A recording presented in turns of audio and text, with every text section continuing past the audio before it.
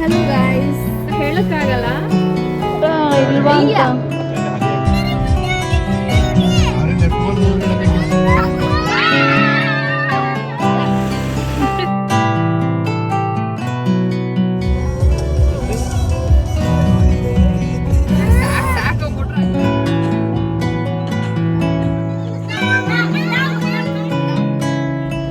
Hello guys, good morning. ಒಂದು ನಿಮಿಷ. ಕಾರಲ್ಲಿ ಕೂತು ಮಾತಾಡ್ತಾ ಇದ್ದಿದ್ದರಿಂದ ತುಂಬಾ ಡಿಸ್ಟರ್ಬೆನ್ಸ್ ಇತ್ತು, ಹಾಗಾಗಿ ಒರಿಜಿನಲ್ ಆಗಿ ಮಾತಾಡಿರೋದನ್ನ ಮ್ಯೂಟ್ ಮಾಡಿ ವಾಯ್ಸ್ ಓವರ್ನ ಕೊಡ್ತಾ ಇದ್ದೀನಿ. ಏನು ವಿಷಯ ಅಂದರೆ, ನನ್ನ ಒಂದು ಲಾಸ್ಟ್ ಲಾಗಲ್ಲಿ ಹೇಳಿದ್ದೆ ಎಲ್ಲರೂ ಮನೆ ದೇವ್ರಿಗೆ ಹೋಗ್ತಿದ್ದಾರೆ ನೆಕ್ಸ್ಟ್ ವೀಕ್. ನಾನು ಹೋಗಲ್ಲ ಅಂತ ಹೇಳಿಬಿಟ್ಟು ಮಂಜು ಆಯಿತು ಸೇಫಾಗಿ ಹೋಗಿ ಬರೋಣ ಬಾ ಅಂತ ಹೇಳಿದರು. ಆ್ಯಂಡ್ ಆ ಲಾಗಲ್ಲಿ ನೀವೇ ನೋಡಿದ್ರಿ. ಆ್ಯಂಡ್ ಫೈನಲಿ ಹೋಗೋದೇ ಬೇಡ ಅಂದ್ಕೊಂಡು ನನ್ನ ಪಾಡಿಗೆ ನಾನು ಆರಾಮ್ಸೆ ನಂದು ಏನು ಡೈಲಿ ರೂಟೀನ್ಸ್ ಏನಿತ್ತು ಅದನ್ನು ಮಾಡಿಕೊಂಡು ಇದ್ದೆ ಮನೆಯಲ್ಲಿ. ಎಲ್ಲರೂ ಅವ್ರ ಪಾಡ್ಗೆ ಅವರು ಟೆಂಪಲ್ಗೆ ಹೋಗೋಕೆ ರೆಡಿ ಆಗ್ತಾಯಿದ್ರು. ಅಮ್ಮನಂತೂ ಆಲ್ಮೋಸ್ಟ್ ಕನ್ವಿನ್ಸ್ ಮಾಡಿಲ್ಲ, ನಾನು ಸೇಫ್ ಇದ್ದೀನಿ, ತೊಂದರೆ ಇಲ್ಲ, ನೀನು ಹೋಗ್ಬಿಟ್ಟು ಬಾ ಅಂತ ಹೇಳಿಬಿಟ್ಟು ಅಮ್ಮನ ಕನ್ವಿನ್ಸ್ ಮಾಡಿದ್ದೆ. ಬಟ್ ಅಮ್ಮ ಅಂತೂ ರೆಡಿನೇ ಇರಲಿಲ್ಲ ನನ್ನನ್ನು ಬಿಟ್ಬಿಟ್ಟು ಹೋಗೋದಕ್ಕೆ. ಆದರೆ ಅಕ್ಕ ಬಂದುಬಿಟ್ಟು, ಅಕ್ಕ ನಾನು ಉಳ್ಕೊತೀನಿ ಅಮ್ಮ ಹೋಗಲಿ ಅಂತ ಹೇಳಿದ್ರು. ಬಟ್ ಬೇಡ ಅಂತ ಹೇಳಿಬಿಟ್ಟು ಲಾಸ್ಟ್ 5 ಮಿನಿಟ್ಸಲ್ಲಿ ರೆಡಿಯಾಗಿದ್ದು ನಾನು.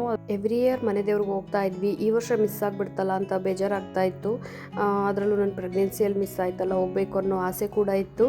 ಅಂದರೆ ನಾವು ಕಾರ್ ತೊಗೊಂಡಾಗ್ಲಿಂದನೂ ಕೂಡ ಮನೆ ದೇವ್ರಿಗೆ ಹೋಗಿ ಪೂಜೆ ಮಾಡಿಸ್ಕೊಂಡು ಬರಬೇಕು ಅನ್ನೋ ಒಂದು ಆಸೆ ಇತ್ತು. ಬಟ್ ಅದಂತೂ ಏನೋ ಗೊತ್ತಿಲ್ಲ, ಒಂದಲ್ಲ ಒಂದು ರೀಸನ್ನಿಂದ ಸ್ಟಾಪ್ ಆಗ್ತಾನೆ ಇತ್ತು.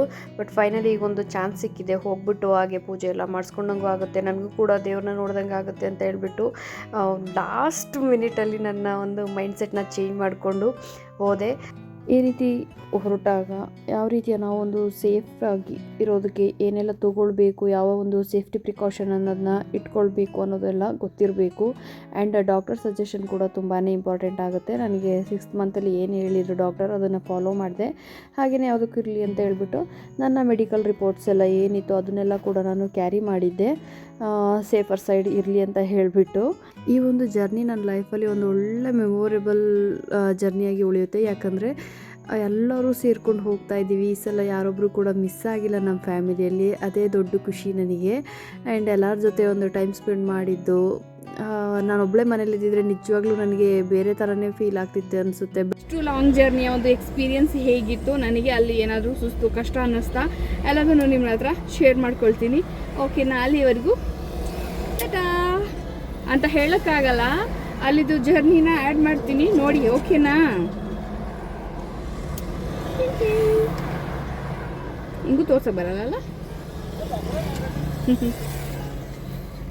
ನಾ ಎಲ್ಲೇ ಹೋದರೂ ಹೋಗಲಿಲ್ಲ ಅಂದರೂ ಕೂಡ ನನ್ನ ಈ ಒಂದು ಡೈಲಿ ರೂಟೀನಲ್ಲಿ ಆ್ಯಡ್ ಆಗಿರುವಂತಹ ಮುದ್ದೆ ಆ್ಯಂಡ್ ಈ ರೀತಿಯ ಫ್ರೂಟ್ಸ್ನ ಮಾತ್ರ ಯಾವಾಗಲೂ ಮಿಸ್ ಮಾಡೋದೇ ಇಲ್ಲ ನಾನು. ನಾವು ಲೇಟಾಗಿ ಹೋಗ್ಬೇಕು, ಅರ್ಜೆಂಟ್ ಏನಿಲ್ಲ. ಫಸ್ಟ್ ಯಾರೆಲ್ಲ ಫಸ್ಟ್ ಹೋಗ್ತೀರಾ ಆಗಾರ್ಲು ಹೋಗಿ, ಫಾಸ್ಟ್ ಆಗಿ ಹೋಗ್ಬೇಕನ್ನೋರು ಅಲ್ಲಿ ಹೋಗೋದು.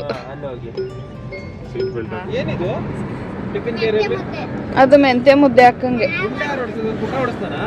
ಪುಟ್ಟ ಇಲ್ವಾ ಅಂತ ನಾನಿಲ್ಲ.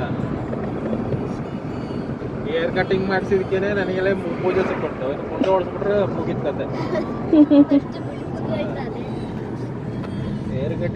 ಒಂದು 6 ಅಷ್ಟರಲ್ಲೆಲ್ಲ ಮನೆ ಬಿಡಬೇಕು ಅಂತ ಅಂದ್ಕೊಂಡು ಹಾಗೆ ಹೀಗೆ ಅಂತ ಆಡೋದ್ರೊಳಗಡೆ 7:30 ಹೀಗಾಗೆ ಹೋಗ್ಬಿಡ್ತು. ಹಾಗೇನೆ ಆನ್ ದ ವೇ ಅಕ್ಕ ಮತ್ತು ಬಾವನ್ನ ಕೂಡ ಪಿಕ್ ಮಾಡಿಕೊಂಡು ನಾವು ಹೊರಟ್ವಿ.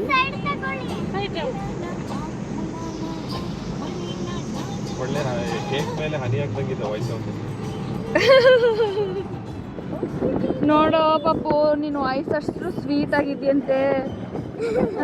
ಎಷ್ಟು ಸ್ವೀಟ್ ಆಗಿದೆ ನಿನ್ನ ವಾಯ್ಸ್. ಓಹೋ,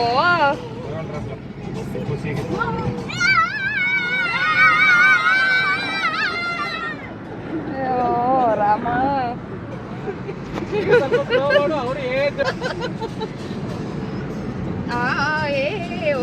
ಎಲ್ಲ ಬರ್ತದೆ. ಆಗ್ತದೆ. ಮುಂದೆ ಹೋಗ್ತಾ ಹೋಗ್ತಾ ಈ ಥರ ಫಾಗಿ ವ್ಯೂ ಕೂಡ ತುಂಬಾ ಬ್ಯೂಟಿಫುಲ್ಲಾಗಿ ಕಾಣಿಸ್ತಾ ಇತ್ತು. ಬೆಳಿಗ್ಗೆನೇ ಆಗಿದ್ರಿಂದ ರೋಡು ಇಷ್ಟು ಖಾಲಿ ಇದೆ, ಇಲ್ಲಾಂದಿದ್ರಂತೂ ಇಲ್ಲಿ ತುಂಬಾ ಕಂಜೆಸ್ಟೆಡ್ ಅನ್ನಿಸ್ತಾ ಇತ್ತು. ತುಂಬಾ ವೆಹಿಕಲ್ಗಳು ತುಂಬ್ಕೊಂಡು ಬಿಡುತ್ತೆ. ಹಾಗೆಯೇ ಈ ಗದ್ದೆ ಒಂದು ಬ್ಯೂಟಿಫುಲ್ ವ್ಯೂ ಸಖತ್ತಾಗಿ ಕಾಣಿಸ್ತಾ ಇತ್ತು. ಈ ಒಂದು ಬ್ರಿಡ್ಜ್ ಮೇಲೆ ತುಂಬಾ ಚೆನ್ನಾಗಿತ್ತು.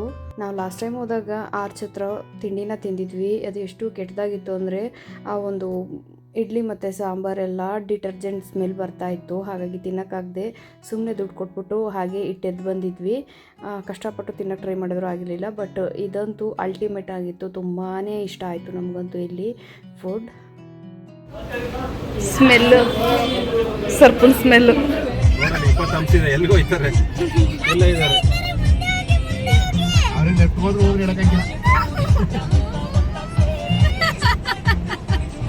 ಅಯ್ಯೋ, ಏನ್ ಮಾಡಕ್ ಪಾಪು, ನಿಮ್ ಕಾರ್ನೇ ಹಿಂದೆ ಹಾಕಿ ಓಡಿದ್ರಲ್ಲ ಅವರು.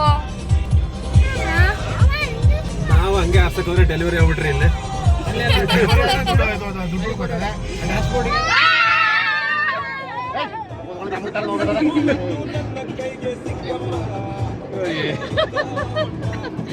ಅಯ್ಯೋ ರಾಮ. ಮಕ್ಕಳಿದ್ರೆ ಹೀಗೆ ಅಲ್ವಾ, ಅವ್ರ ಗಾಡಿನೋ ಇವ್ರ ಗಾಡಿನೋ ಓವರ್ಟೇಕ್ ಮಾಡಿದ್ರಂತೂ ಅವ್ರಿಗಾಗುವಂಥ ಖುಷಿ ಇನ್ನೊಂದಿಲ್ಲ. ಹಾಗೆ ಹಿಂಗೆ ಆಡ್ಕೊಂಡು ಎಲ್ಲರೂ ಕೂಡ ಆದಿಚುಂಚನಗಿರಿಯನ್ನು ರೀಚ್ ಆದ್ವಿ. ತುಂಬಾ ಚೆನ್ನಾಗಿತ್ತು ಜರ್ನಿ ಅಂತೂ. ಆ್ಯಂಡ್ ಯಾರೇ ಆದರೂ ಅಷ್ಟೇ ದೇವಸ್ಥಾನಕ್ಕೆ ಹೋಗುವಾಗ ಈ ಒಂದು ಆರ್ಚ್ ಹತ್ರ ಹಣ್ಣು ಕಾಯಿ ಎಲ್ಲ ಮಾರ್ತಾ ಇರ್ತಾರೆ. ಅದನ್ನು ಅಲ್ಲೇ ತೊಗೊಂಡು ಹೋದರೆ ಬೆಟರ್. ಮೇಲೆ ಟೆಂಪಲ್ ಹತ್ರ ತೊಗೊತೀವಿ ಅಂದರೆ ಸಿಗೋದು ತುಂಬಾ ಕಷ್ಟ. ಅದರಲ್ಲೂ ಕ್ಯಾಶ್ ಇಟ್ಕೊಂಡು ಹೋಗಬೇಕು. ಮೇಯ್ನ್ಲಿ ಆನ್ಲೈನ್ ಪೇ ಮಾಡ್ತೀವಿ ಅಂತ ಹೇಳಿದ್ರಂತೂ ನಿಜವಾಗ್ಲೂ ಅಲ್ಲಿ ನೆಟ್ವರ್ಕ್ ಸಿಗಲ್ಲ. ಹಾಗಾಗಿ ತುಂಬಾ ಕಷ್ಟಪಡಬೇಕಾಗತ್ತೆ. ನಾವು ಲಾಸ್ಟ್ ಟೈಮ್ ಬಂದಾಗ ಇದ್ರದ್ದು ಆಪೋಸಿಟಲ್ಲಿ ಅಡುಗೆಯನ್ನು ಮಾಡಿ ಊಟ ಮಾಡಿದ್ವಿ. ಬಟ್ ಈ ಟೈಮ್ ಅಡುಗೆ ಮಾಡ್ಕೊಂಡು ಊಟ ಮಾಡೋದೆಲ್ಲ ಏನು ಬೇಡ, ಜಸ್ಟ್ ಹಾಗೆ ದೇವ್ರನ್ನ ದರ್ಶನ ಮಾಡಿಕೊಂಡು ಹೊರಡೋಣ ಅಂತ ಹೇಳಿಬಿಟ್ಟು ಬಂದಿದ್ದೀವಿ.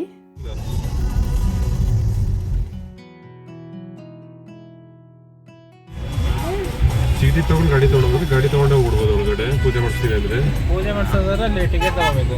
ಆದರೆ ಮಾತ್ರ ಕಾರ್ ಪೂಜೆಗೆ ಅಂತ ಹೇಳಿಬಿಟ್ಟು ಟಿಕೆಟ್ನ ತೊಗೊಂಡು ಡೈರೆಕ್ಟ್ ಒಳಗಡೆಗೆ ಹೋದ್ವಿ. ಹೊರಗಡೆನೇ ನಾವು ಕಾರ್ ಪಾರ್ಕ್ ಮಾಡ್ತೀವಿ ಅಂದಿದ್ರಂತೂ ತುಂಬಾ ಕಷ್ಟ ಆಗ್ತಿತ್ತು. ಯಾಕಂದರೆ ಅಷ್ಟು ಕ್ರೌಡ್ ತುಂಬೋಗ್ಬಿಟ್ಟಿತ್ತು. ಕಾರ್ಗಳೆಲ್ಲ ಎಲ್ಲೂ ನಮಗೆ ಅಲ್ಲಿ ಜಾಗ ಇರಲಿಲ್ಲ, ಅಷ್ಟು ತುಂಬಿಟ್ಟಿತ್ತು.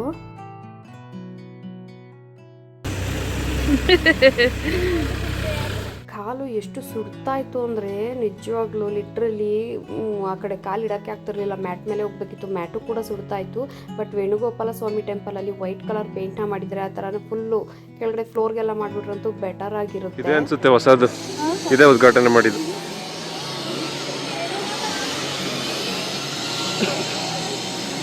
ಏನು ಡೆಕೋರೇಷನ್ ಇಲ್ಲ, ಮೊನ್ನೆ ಅಲ್ಲ ಬಂದೋಗಿರೋದು ಅವರು. ತೆಗೆದಿರ್ತಾರೆ. ಈ ಬಿಸಿಲಲ್ಲಿ ಡೆಕೋರೇಷನ್ ನಿಲ್ತದ?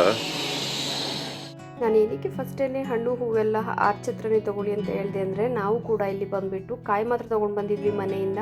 ಇನ್ನು ಹೂಗೆ ಹಣ್ಣಿಗೆಲ್ಲ ತುಂಬಾ ಪರದಾಟ ಆಯಿತು.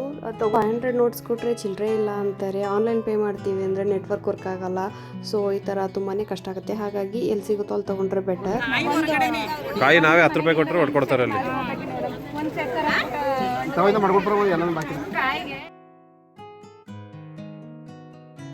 ಛತ್ರಿ ಇಲ್ದೆ ಎಲ್ಲೂ ಇರಕ್ಕಾಗಲ್ಲ.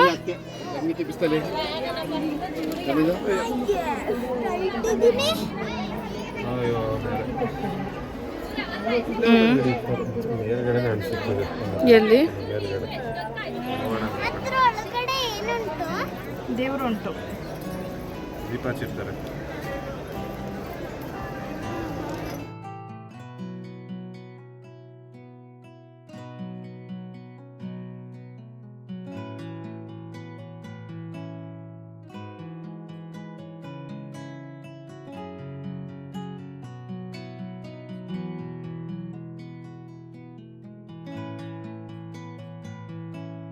ಹಾಗೆ ನಮ್ಮ ದೇವರ ದರ್ಶನ ಕೂಡ ತುಂಬ ಚೆನ್ನಾಗಿ ಆಯಿತು.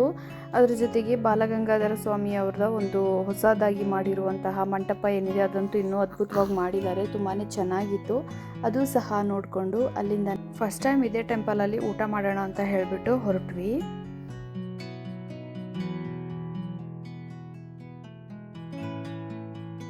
ದರ್ಶನ ಎಲ್ಲ ಮುಗಿಸ್ಕೊಂಡು ನಾವು ಹೊರಗಡೆ ಬಂದ್ವಿ. ಇಷ್ಟು ವರ್ಷ ಯಾವಾಗ ಹೋದರೂ ಕೂಡ ನಾವು ಅಲ್ಲಿ ಊಟ ತಿಂಡಿ ಅಂತ ಏನೂ ತಿಂದಿರಲಿಲ್ಲ ಟೆಂಪಲಲ್ಲಿ. ಹಾಗಾಗಿ ಈ ಸಲ ಊಟ ಮಾಡೋಣ ಅಂತ ಹೇಳಿಬಿಟ್ಟು ಹೋದ್ವಿ. ಮನಸ್ಸಿಗೆ ಇಷ್ಟ ಇಲ್ಲ ಅಂದರೂ ದೇವ್ರ ಪ್ರಸಾದ ಅಂತ ಹೇಳಿಬಿಟ್ಟು ಸುಮ್ಮನೆ ಸುಳ್ಳು ಹೇಳೋದಕ್ಕಾಗಲ್ಲ. ಬಟ್ ತುಂಬ ಜನ ಊಟ ಮಾಡ್ತಾರೆ, ಸ್ವಲ್ಪ ಬೆಟರಾಗಿ ಅಟ್ಲೀಸ್ಟ್ ಒಂದು ಸಾಂಬಾರು ಮಾಡ್ಬೋದು.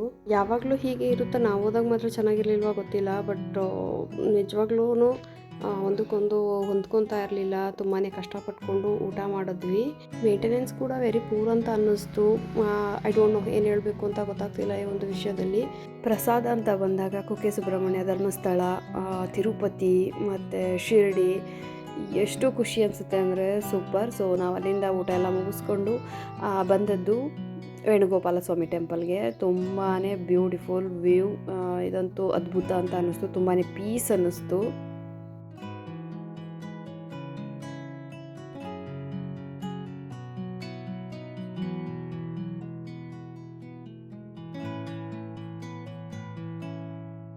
ಈ ಟೆಂಪಲ್ನ ವಿಶೇಷತೆ ಏನಂದರೆ ಬರೀ ಕೃಷ್ಣ ಮಾತ್ರ ಇಲ್ಲ, ಇಲ್ಲಿ ಅಷ್ಟಲಕ್ಷ್ಮಿಯರು ಮತ್ತು ನವಗ್ರಹಗಳು ಮತ್ತು ಕೃಷ್ಣನ ಎಷ್ಟು ಅವತಾರಗಳಿದೆ ಅದೆಲ್ಲ ದಶಾವತಾರಗಳು ಅದು ಎಲ್ಲದನ್ನು ಕೂಡ ವಿಗ್ರಹಗಳು ಇದೆ. ತುಂಬಾ ಬ್ಯೂಟಿಫುಲ್, ತುಂಬಾ ಚೆನ್ನಾಗಿದೆ. ಬಂದ್ಬಿಟ್ಟ ಪೋಸ್ ಕೊಡೋಕ್ಕೆ.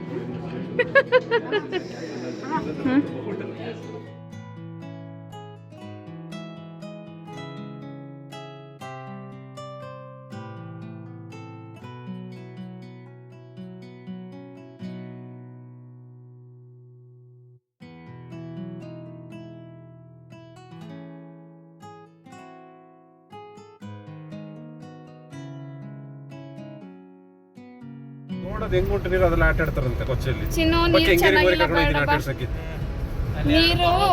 ನೀರು ಫ್ರೆಶ್ ಇಲ್ಲ ಬನ್ರು.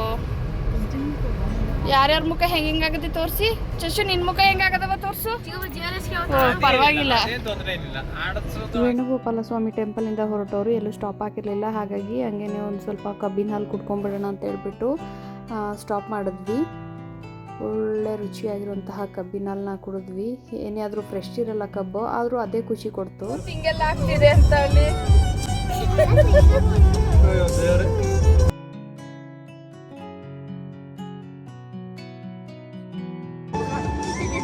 ಎಲ್ಲ ಒಂದು ಮೇಲೆ ಇದಾವೆ ಕೋತಿಗಳು. ಇನ್ನೊಂದು ಕೋತಿ ಬರಲು ಸಿದ್ಧವಾಗಿದೆ. ಮೇ 6 ಅಲ್ಲಿ ಬರುತ್ತೆ. All are be happy. Already ಇಲ್ಲಿದೆ ಕೋತಿ. ಹಾ ಹೌದು, ಇಲ್ಲೇ ಐತೆ. ನಮ್ಮ ಇನ್ನೊಂದು ಕೋತಿ ಇಲ್ಲೇ ಒಳಗಡೆ ಐತೆ. ನಮ್ಮ ಗ್ಯಾಂಗ್ ಸೇರ್ಕೊಳ್ಳೋಕೆ ಕೋತಿ ಗ್ಯಾಂಗ್. ನಿಮ್ಮಂಗ ಆಡಕತ್ತಿ ಇನ್ನೂ ಒಂದು 3 ವರ್ಷ ಬೇಕಲ್ವೇನ್ರಿ?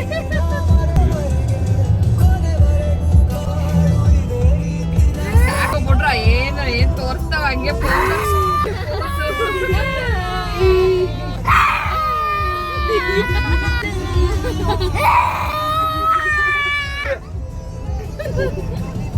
ಟೆಂಪಲ್ ಹತ್ರ ಅಡುಗೆ ಮಾಡಿ ಊಟ ಮಾಡಲಿಲ್ವಲ್ಲ, ಹಾಗಾಗಿ ಆನ್ ದ ವೇ ಹೋಗ್ತಾನೆ ಒಳ್ಳೆ ಮಟನ್ ಸಿಕ್ಕಿದ್ರೆ ತಗೊಳ್ಳೋಣ ಅಂತ ಹೇಳ್ಬಿಟ್ಟು ಅಲ್ಲೇ ಸ್ಟಾಪ್ ಹಾಕಿ ನೈಟ್ ಚಿಕನ್ನ ತಗೊಂಡು ಮನೆ ಕಡೆ ಹೊರಟ್ವಿ.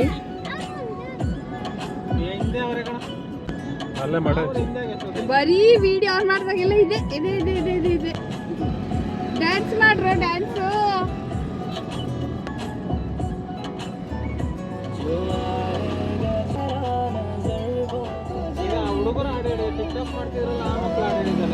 ಹಾಗೂ ಹೀಗೂ ಮಕ್ಕಳ ಜೊತೆ ಆಟ ಆಡಿಕೊಂಡು ತುಂಬಾ ಫನ್ ಆಗಿತ್ತು ನನ್ನ ಈ ಒಂದು ಜರ್ನಿ. ತುಂಬಾ ಬ್ಯೂಟಿಫುಲ್ ಆಗಿತ್ತು. ಇವ್ರಗಳ ಜೊತೆ ನಾನು ಹೋಗಲಿಲ್ಲ ಅಂದಿದ್ರೆ ತುಂಬಾ ಮಿಸ್ ಮಾಡ್ಕೊಳ್ತಿದ್ದೆ. ಸೊ ಈ ಒಂದು ವಿಡಿಯೋ ಆ್ಯಂಡ್ ಈ ಒಂದು ದಿನ ನನಗೆ ತುಂಬಾ ಮೆಮೊರೇಬಲ್ ಡೇ ಅಂತಲೇ ಹೇಳ್ಬೋದು. 9 ಗಂಟೆ 9. ನಾವು ಮನೆ ಬುಡಕ್ಕೆ ನಿಲ್ಸಿದೀವಿ ಅನ್ನಿ.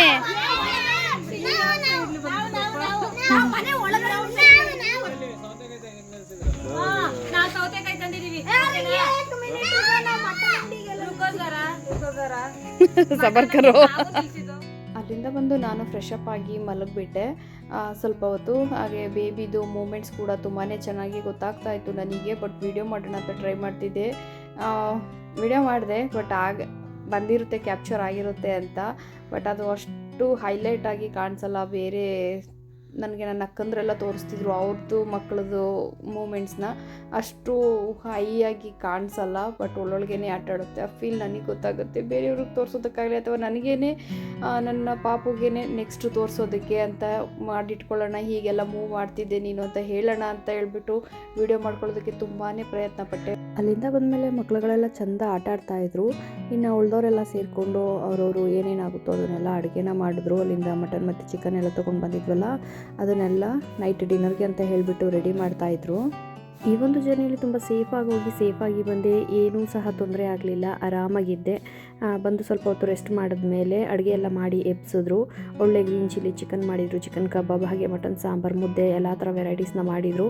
ತುಂಬಾ ಹೊಟ್ಟೆ ತುಂಬ ಊಟನ ಮಾಡಿ ಮಲ್ಕೊಂಡೆ. ಇದಿಷ್ಟು ನನ್ನ ಇವತ್ತಿನ ವೀಡಿಯೋ ಆಗಿತ್ತು. ಇಷ್ಟ ಆಗಿದ್ರೆ ಲೈಕ್ ಮಾಡಿ, ಶೇರ್ ಮಾಡಿ, ಕಮೆಂಟ್ ಮಾಡಿ, ಸಬ್ಸ್ಕ್ರೈಬ್ ಮಾಡಿ. Thank you so much.